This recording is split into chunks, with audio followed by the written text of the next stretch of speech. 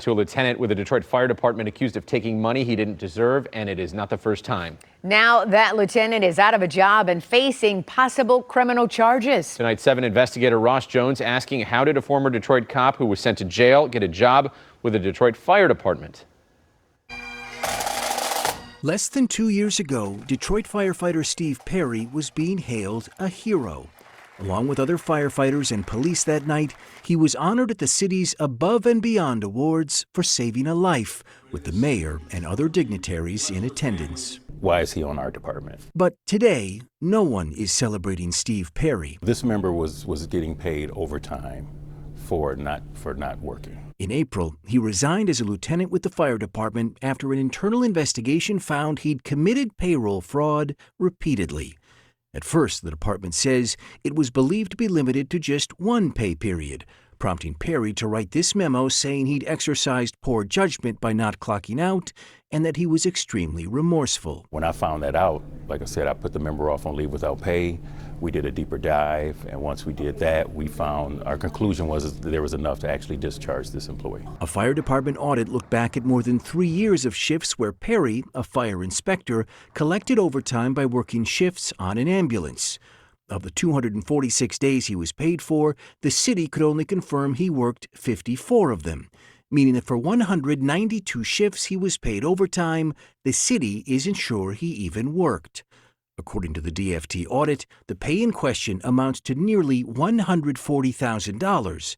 Perry resigned from the department back on April 3rd, and Detroit police say they're preparing to submit a warrant to Wayne County's prosecutor. As of today, Perry has not been charged with any crime. This was one member out of over 1,100 members.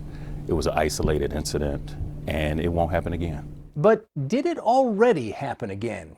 It turns out this isn't even the first time Steve Perry has been accused of stealing. The first time was 15 years ago while he was wearing a different badge in the very same city. Back then, Perry was a Detroit police officer assigned to investigate auto thefts, and it was in that role that he was accused of submitting 14 anonymous tips about stolen vehicles, then having the reward money deposited into his own bank account. Over the course of a year and a half, Perry was accused of collecting nearly $27,000 in tip rewards.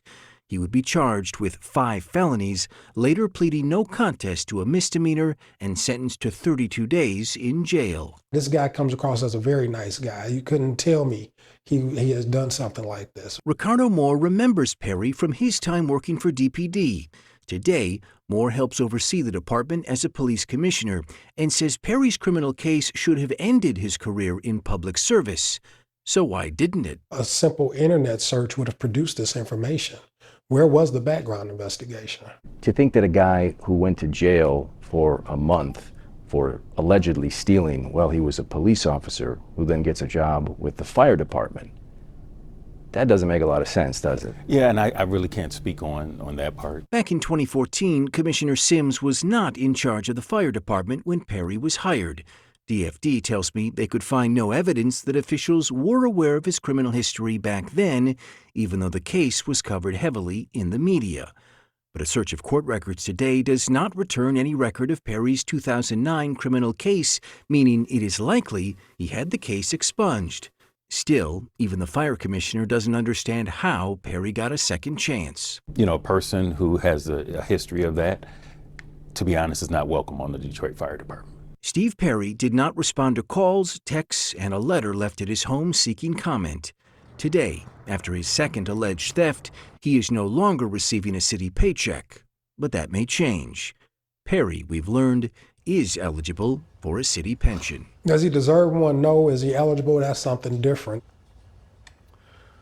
Well, the fire department stressed that they discovered what they're calling Perry's payroll fraud when they brought in a payroll manager last year. Her job was to audit the department's overtime looking for efficiencies. The Detroit Firefighters Union declined comment for this story, and again we'll say Steve Perry has not been charged with any crimes as of today. As of today, and he still may walk away with a pension even after all of that. He's technically eligible for a pension. We'll see what comes of that. Wow. Oh, incredible. Eye-opening. Thank you, Ross, as always. Wow.